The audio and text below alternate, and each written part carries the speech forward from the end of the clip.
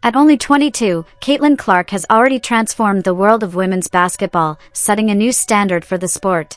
First in the league in fast break points. Clark connects on a deep three. Throughout her college career, she broke multiple records, ultimately becoming the highest scoring player in the history of both men's and women's basketball. For history, there it is! The all-time leading scorer.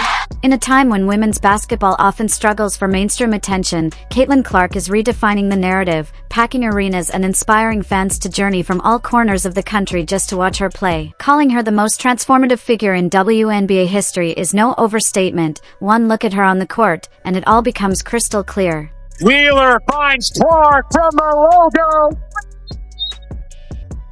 Despite her status as the so-called GOAT of the WNBA, Diana Taurasi appears to show signs of envy toward Caitlin Clark, having made some notably controversial comments about her. I'm taking page. Next question. Diana Taurasi seems to be making efforts to shift the spotlight away from Caitlin Clark and refocus the attention. You were young yourself, and tell me if I'm wrong. Weren't you named to the roster as soon as you graduated, right? You were young. Yeah, after I won 3 national championships in a row, I was named. Jeez. So how did you deal with that? I mean, I know Caitlin's on The most heartbreaking aspect of this situation is that Diana Taurasi was once one of Caitlin Clark's idols during her childhood. She was probably one of the first women's basketball players I really grew up idolizing. After Clark was selected as the unanimous #1 overall pick in the WNBA draft, Taurasi never once extended a word of encouragement or offered advice on succeeding in the league Clark had dreamed of joining since childhood. Nobody gives me advice in the game. I wish. Instead, Taurasi appeared on live television, where she essentially dismissed Clark's talents. I'm taking page. Next question.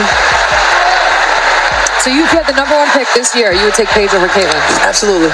On June 30th, 2024, the long-awaited showdown between the two finally took place, with Diana Taurasi getting a front-row seat to witness the biggest phenomenon women's basketball has ever seen. The economic impact of one individual, who has shaken the very foundations of the sport, is truly remarkable.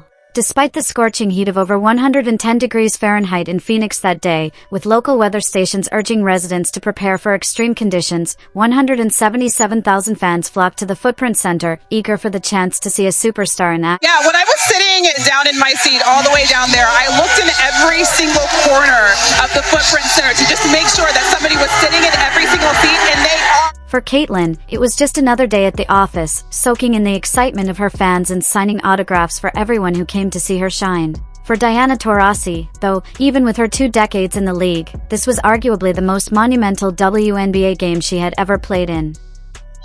In front of the largest crowd since 1997. What about that? How about that? She was witnessing unparalleled moments in her WNBA career, like front-row tickets selling for as much as $2,000 each. Court sides were going for as high as $2,000 for this game. To put things in perspective, the Minnesota Lynx, the top team in the Western Conference and one of the most popular in the WNBA, typically sells courtside tickets for around $257. Yet, Diana Taurasi understood the gravity of this moment, recognizing that history was being made in real time. As the game began, she introduced herself to the one and only Caitlin Clark, and Diana couldn't have been more thrilled.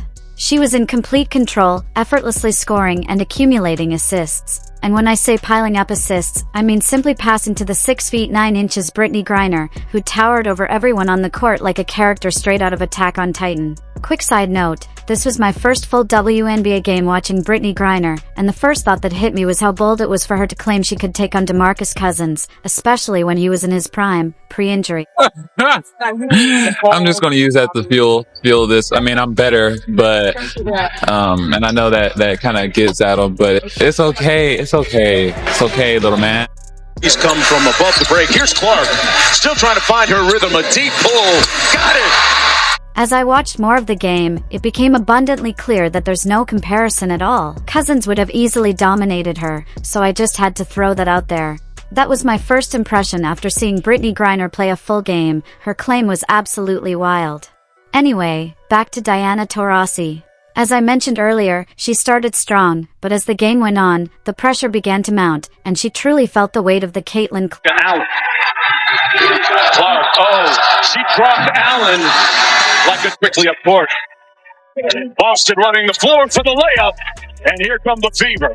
Who plays the style that how? What Caitlin is the plays? style? Just threes? Wow. It's not just threes. What is her style?